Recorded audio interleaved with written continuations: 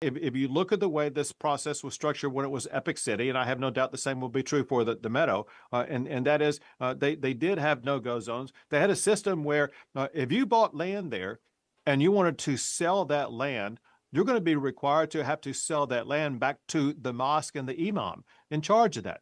That's not the freedom of property or freedom of transaction that's allowed in the state of Texas. And that's just one of several different ways in which they were trying to limit that entire area to being Muslim only. And that also violates both the laws and constitution of the state of Texas. And I thought, and for those just joining, we're talking to Texas Governor Greg Abbott. From one of the, and I don't know if this is, sometimes there's a lot of information online and you're trying to vet and see what's true and what isn't, because things can be overblown or underblown really. But there were some reports that I guess like HOA fees or things like that would actually be paid to the mosques in these communities. Do you know anything about that? Yeah. Sure, and that's exactly right. And it gets even more complicated and maybe worse because whether they're called HOA fees or whatever, there are fees that are required to be paid.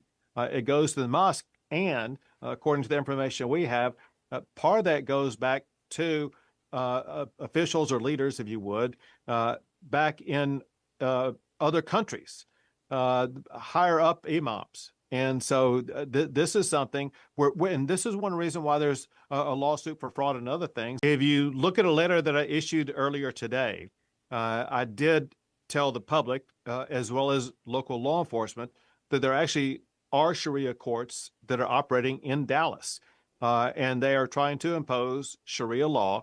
And I pointed out to local prosecutors, both in Dallas County as well as in Collin County, as well as to the Attorney General, as well as to the Texas Department of Public Safety, that what they are doing with these Sharia courts that we have identified in the letter that I issued today, they are in violation of Texas law, including violation of Texas penal codes. And so what they're doing in part could be considered a crime, but also clearly a violation of the Texas Constitution and our statutes that prohibit Sharia law in the state of Texas.